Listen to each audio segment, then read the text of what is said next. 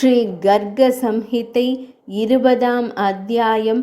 துர்வாச முனிவரால் இறைவனின் மாயையும் கோலோகத்தில் பகவான் ஸ்ரீ கிருஷ்ணரின் தரிசனமும் ஸ்ரீ நந்த நந்தனின் ஸ்தோத்திரமும். ஸ்ரீ நாரத மாமுனிவர் கூறுகிறார், அரசரே, ஒரு நாள் துர்வாச முனிவர் பரமபுருஷ பகவான் கிருஷ்ணச்சந்திரரை காண பிரஜ மண்டலத்திற்கு வந்தார். காளிந்தி நதிக்கு அருகில் உள்ள புனித மணல் கடற்கரையின் அழகிய இடத்தில் மகா காலவனத்திற்கு அருகில் பகவான் ஸ்ரீ கிருஷ்ணரை அவர் நெருக்கமாக கவனித்தார்.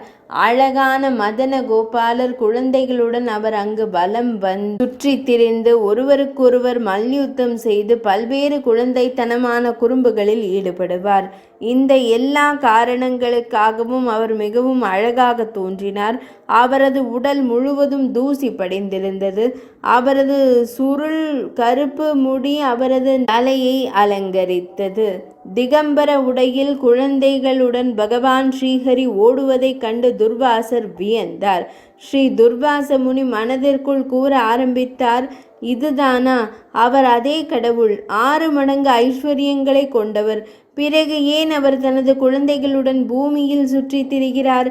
என் புரிதலில் அவர் நந்தரின் மகன் மட்டுமே, முழுமுதற் கடவுள் கிருஷ்ணர் அல்ல. ஸ்ரீ நாரத மாமுனிவர் கூறினார், அரசரே, மகாமுனிவரான துர்வாசர் இவ்வாறு மையலில் விழுந்தார். பின்னர் விளையாடி கொண்டிருக்கும் போது பகவான் ஸ்ரீ கிருஷ்ணரே அவரிடம் வந்து அவரை மடியில் அமர்த்தி கொண்டார். பின்னர் அவர் அவள் மடியிலிருந்து இறங்கி சென்றார். ஒரு இளம் சிங்கத்தின் பார்வை போல இருந்தது. புன்னகைத்து கொண்டே இனிமையான வார்த்தைகளை கூறிக்கொண்டே மீண்டும் முனிவரின் முன் தோன்றினார். பகவான் ஸ்ரீ கிருஷ்ணரின் மூச்சால் ஈர்க்கப்பட்டு முனிவர் அவரது வாயுள் நுழைந்தார்.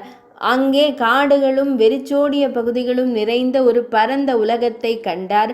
அந்த காடுகளின் வழியாக அலைந்து திரிந்த முனிவர், நான் எங்கிருந்து வந்தேன் என்று கூச்சலிட்டார். திடீரென்று ஒரு மலைப்பாம்பு அந்த முனிவரை விழுங்கியது. அதன் வயிற்றில் முனிவர் 7 உலகங்கள் மற்றும் பாதாள உலகம் உள்பட முழு பிரபஞ்சத்தையும் கண்டார். அதன் தீவுகளுக்கு மத்தியில் அலைந்து திரிந்த துர்வாச முனிவர் ஒரு வெள்ளை மலையில் நின்றார். அவர் அந்த மலையில் தியானம் செய்து 1,00,000 ஆண்டுகள் இறைவனின் நாமத்தை உச்சரித்தார். அப்போதுதான் முழு பிரபஞ்சத்திற்கும் பயங்கரமான தவிர்க்க முடியாத பேரழிவுக்கான நேரம் வந்தது. எல்லா பக்கங்களிலிருந்தும் பூமியை மூழ்கடித்த கடல்கள் முனிவரை நெருங்கின. துர்வாச முனிவர் அந்த கடல்களில் பாயத் தொடங்கினார். தண்ணீருக்கு முடிவே இல்லை. இந்த நிலையில் 1000 யுகங்கள் கடந்தன. அதன் பிறகு பிருகு முனிவர் ஏகர்ணவ நீரில் மூழ்கினார். அவரது நினைவாற்றல் அழிக்கப்பட்டது. பின்னர் அவர் நீருக்கடியில் நகரத் தொடங்கினார். அங்கு அவர் வேறு ஒரு பிரபஞ்சத்தை கண்டார். அந்த பிரபஞ்சத்தின் துளைக்குள் நுழைந்ததும் அவர்கள் தெய்வீக படைப்பை அடைந்தனர். அங்கிருந்து பிரம்மதேவரின் யுகம் வரை அந்த பிரபஞ்சத்தின் மேல் பகுதியில் இருக்கும் உலகங்களில் அவர் தொடர்ந்து சுற்றி திரிந்தார். அதேபோல் அங்கே ஒரு துளையை கண்டு ஸ்ரீ ஹரி பகவானை எண்ணி அவர் அதற்குள் நுழைந்தார். நாங்கள் உள்ளே நுழைந்தவுடன் அந்த பிரபஞ்சத்திலிருந்து வெளியே வந்தோம். பின்னர் உடனடியாக அவர்கள் ஒரு பெரிய அளவிலான தண்ணீரை கண்டார்கள். அந்த நீர்நிலையில் பாயும் 100கணக்கான பிரபஞ்சங்களின் ராசி அறிகுறிகளை கண்டார். பின்னர் முனிவர் தண்ணீரை கவனமாக கண்டு அங்கு பிரஜா நதியை கண்டார். அந்த நதியை கடந்த பிறகு முனிவர் நேரில் கோலோகத்தில் நுழைந்தார். அங்கு முறையே பிருந்தாவனம், கோவர்த்தன மலை வட்டத்திற்குள் தேவி ராதையின் அன்பானவரான மிக சரியான புருஷோத்தமரான பகவான் ஸ்ரீ கிருஷ்ணர் 1,00,000 இதழ்கள் கொண்ட தெய்வீக தாமரையின் மீது அமர்ந்திருப்பதை கண்டார். எண்ணற்ற கோபர்கள் மற்றும் கோபியர்களால் சூழப்பட்டு பல ஆயிரக்கணக்கான பசுக்களை கொண்டவராக இருந்தார். முனிவர் எண்ணற்ற பிரபஞ்சங்களில் எஜமானராக முழுமுதற் கடவுளான பகவான் ஸ்ரீஹரியையும் அவரது கிரக அமைப்பையும் கண்டார். பகவான் ஸ்ரீ கிருஷ்ணர் அவர்களை கண்டு சிரித்தார். சிரிக்கும் போதே துர்வாச முனிவர் தனது வாயை உள்ளே நீட்டி மூச்சை இழுத்து கொண்டார். மீண்டும் அந்த வாக்கிலிருந்து வெளியே வந்தபோது காளிந்தி நதிக்கு அருகே உள்ள புனித மணல் இன்ப நிலத்தில் குழந்தைகளுடன் அலைந்து கொண்டிருந்த அதே குழந்தை போன்று ஸ்ரீ நந்த நந்தனரை கண்டார். பெரிய காட்டில் பகவான் ஸ்ரீ கிருஷ்ணரை அந்த வடிவத்தில் கண்ட துர்வாச முனிவர் இந்த கிருஷ்ணர்தான் உச்ச பிரம்மன் என்பதை உணர்ந்தார். பின்னர் அவர் மீண்டும் மீண்டும் ஸ்ரீ நந்தனந்தனனை வணங்கி கரங்களை கூப்பினார்.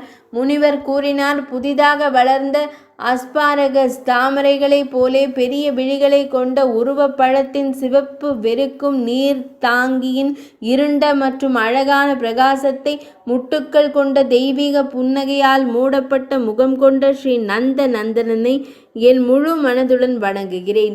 அவரது பாதங்கள் சங்கிலிகள் மற்றும் கணுக்கால்களால் ஒலிக்கின்றன. அவரது இடுப்பு புதிய இரத்தின வளையலால் அலங்கரிக்கப்பட்டுள்ளது. ஒரு கருவித தொகுப்பு மற்றும் புலி கழுத்துடன் கூடிய அழகான அட்டிகையால் அலங்கரிக்கப்பட்ட பகவான் ஸ்ரீஹரிக்கு நான் என் வணக்கங்களை சமர்ப்பிக்கிறேன். அவரது நெற்றியில் கஜ்ஜால், இது பார்வையால் ஏற்படும் வலியை போக்கும் மற்றும் கலிந்தநந்தினி கரையில் குழந்தைத்தனமான விளையாட்டில் ஈடுபட்டுள்ளார்.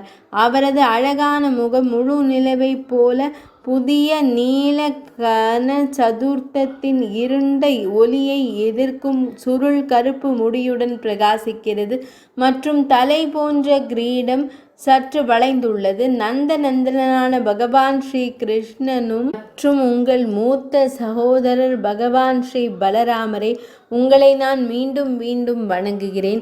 காலையில் எழுந்து இந்த நந்தனந்தன ஸ்தோத்திரத்தை ஓதுபவருக்கு ஸ்ரீ நந்தனந்தனனை அவரது விழிகளுக்கு முன்பாக பாடுகிறேன். அவர் மகிழ்ச்சியுடன் தோன்றுகிறார். ஸ்ரீ நாரத மாமுனிவர் கூறினார், பகவான் ஸ்ரீ கிருஷ்ணருக்கு இந்த முறையில் வணக்கம். இதை கூறிய பின் துர்வாச முனிவர் பகவான் ஸ்ரீ கிருஷ்ணரை தியானித்து அவரது நாமத்தை உச்சரித்து வடக்கே பத்ரிகாசிரமம் நோக்கி சென்றார். ஸ்ரீ கர்கமா முனிவர் கூறுகிறார், சௌனக முனிவரே, இவ்வாறு தேவர்களின் மகத்தான முனிவரான மகாத்மாவான நாரத முனிவர் பகவான் ஸ்ரீ கிருஷ்ணரின் குணத்தை குறித்து ஞானியான மன்னர் பகுலாஸ்வரிடம் கூறினார். பிரம்மதேவரே, நான் தங்களிடம் கூறியது அவ்வளவுதான். பகவானின் நல்ல புகழ், தர்மம், அதர்மம், காமம் மற்றும் மோட்சம் ஆகிய 4 விஷயங்களையும் வழங்குபவரான, கலி கலுஷத்தை அழிப்பவர் மற்றும் தெய்வீகமானது அதில் ஆழ்ந்தவர். இப்போது நீங்கள் வேறு என்ன கேட்க விரும்புகிறீர்கள்? சௌனக முனிவர் தபதன் இதற்கு பிறகு மிதிலையின் மன்னரான பகுலாஸ்வர் அமைதியான வடிவத்தையும் அறிவையும் அளிப்பவரான நாரத முனிவரிடம் என்ன கேட்டார்? அதே சம்பவத்தை எனக்கு கூறுங்கள். ஸ்ரீ கர்கமா முனிவர் கூறினார், சௌனக முனிவரே, அறிவை வழங்குபவர் நாரத மாமுனிவருக்கு வணக்கங்களை சமர்ப்பித்த பின்னர் மரியாதைக்குரிய மைத்திலி நாராயணர் மற்றும் அவரிடம் மங்களத்தின் இருப்பிடமான பகவான் ஸ்ரீ கிருஷ்ணரின் ஞானத்தை குறித்து வினவினார். ஸ்ரீ பகுலாஸ்வ மன்னர் கேட்டார், இறைவா பரமானந்த விக்கிரகா, இதற்கு பின்னர் பகவான் ஸ்ரீ கிருஷ்ணர் வேறு என்ன விசித்திரமான செயல்களை செய்தார் என்று கூறுங்கள். முந்தைய அவதாரங்கள் செய்த மங்களகரமான குணம் கூட. இது நாரத மாமுனிவருக்கும் பகுலாஸ்வ மன்னருக்கும் இடையிலான உரையாடலில் கர்க சம்ஹிதையின் 20ஆம் அத்தியாயம் இனிதே நிறைவடைந்தது. கோலோக கண்டமானது பாகவத